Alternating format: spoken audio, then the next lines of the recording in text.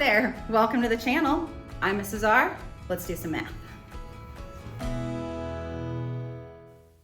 Today we're talking about compound inequalities. Now with these compound inequalities, it means you have at least two inequality statements built into one problem. And they're going to be connected with either and, or you might have an actual compound inequality statement where there's something and then an inequality sign, something in the middle, another inequality sign, and then something at the end, where it's a three-part with two inequality symbols. We're going to do one example of each of those so you can see how they all kind of shake out. The first example we're going to do is an or. Now, the important thing to think about with these compound inequalities where they're split with and or, is that you have to solve each of those individuals on their own. So let's look at this first one. M minus 2 is less than negative 8. This is just a one-step inequality. We'll add 2, so we end up with M is less than negative 6. Then on the other side of it, we have that M plus 8, or M over 8, is greater than 1. Now, any number that fits one of these or the other will count in our plot when we go to graph our solution. So I'm going to multiply both sides by 8. Leaves us with M being greater than 8. And that was a positive 8, so I don't need to worry about our rule about the multiplying by the negatives. So these are our two parts of the solutions. We have M being greater than 8. We have M being less than 6. So now we can put that on the actual plot, on the number line. Now, since either of these work, this or means like an either or. We can have M's that are less than 6 or M's that are greater than 8. So we're going to plot both of those just as they are. So here's the negative 6. We can have M being less than that. Or we can have M being greater than 8. So we can have really big numbers. We can have really far negative numbers. There's just this gap here in the middle that won't work for us. And that's kind of how these or graphs will always look. We'll have things going different directions, but there will be a gap in between generally. So that really is our solution. We've got the split, two different circles. We've got the split, and that's showing us the or values. Here's an and example. So we have, again, two different inequalities on their own. We have 8x plus 8 is greater than or equal to negative 64. We'll go ahead and solve that one. I'm going to subtract 8.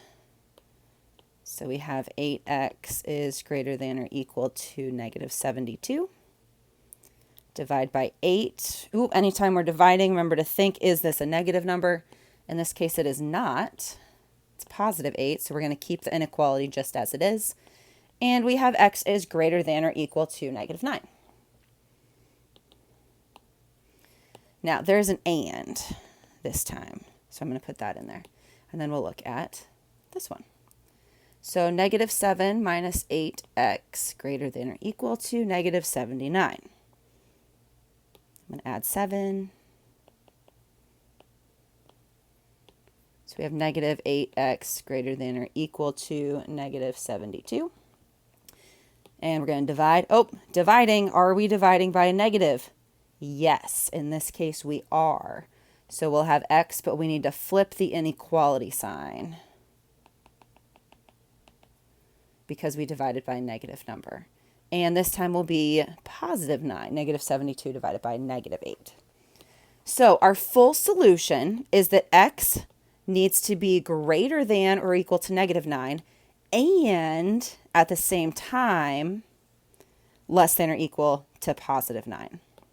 So what the ands end up being is kind of the between area that the or skipped. So we look at the negative 9 And we need a solid circle there. It's going to kind of be between the -8 and the -10. We need x's that are greater than that. So we're going to start to fill in this way. Blah, blah, blah.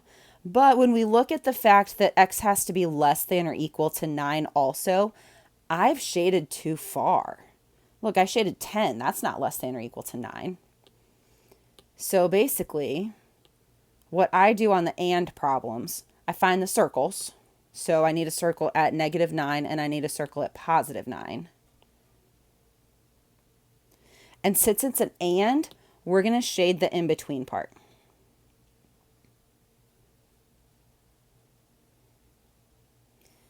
Now, just to double check your answer, these compound inequalities can get complicated. So what I would do is always check a value from each of the different areas. So there's an area over here that's not shaded. We could test out -10. So is -10 greater than or equal to -9 and less than or equal to 9? Question mark. Well, -10 is less than 9. That's fine because negatives are less than positives. But -10 is not greater than -9. So we're right. We are correct to not shade that area. Check. I would check a value from the middle. Is 0 greater than -9 and less than 9? Yeah, it is. Check. So that's a correct area to shade. And then we'd check this third area with the +10 maybe. Is 10 greater than or equal to -9? Yes, it is. But is it less than 9? No. So we're correct to not shade that area.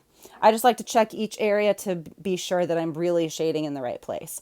But when you see that and, this is the overlap, it's the between part. Now, our third example is the other way that you will sometimes see these, and that's with that 3-piece compound inequality, all built into one statement. Now, the nice thing about this is that you kind of get to solve both inequalities at once. So isolate your variable. That's always the goal, right? So we see the variable there is p. We want p to be all by itself in the middle there. So we're going to take our steps to clear out all this junk in the middle. Let's add 6. But now instead of just adding to, quote, both sides, we're going to add to all 3 sections. So we've got the middle section with a +6. We need a +6 on the right, and we also need a +6 on the left. And we're going to do all 3 of those things. So starting from the left, -36 plus 6 is going to be -30. In the middle, those 6's are going to cancel, negative plus positive, leaving us with 3p. And then adding 6 to -15 will get us to -9. And now, again, we find the p. What do we need to get rid of so that that can be by itself? And it says 3 times p, so we're going to divide. But we divide from all 3 sections. So on the left, -30 divided by 3, and this is a +3, so we don't have to worry about flipping anything. -30 divided by 3 is -10. 3's will cancel here, multiplying by 3 and then dividing by it to leave us with just p. And then -9 divided by 3 is -3. Now, when it's set up like this, it's a lot easier to imagine the dot for 10, the dot for 3, and the fact that the p's are all the numbers in the middle, because the p is literally in the middle of our statement. So we'll go up to the graph, and we do need just open circles here. These are strictly less than signs. There's no equals bar. So I'll put an open circle on -10, open circle on -3, and then the p is anywhere in the middle there. Any of those numbers will fit being greater than -10 but less than -3. And that's how you work compound inequalities. Thanks so much for hanging out and watching this video with us. If you found it helpful, please hit that like button because that'll help us reach more people.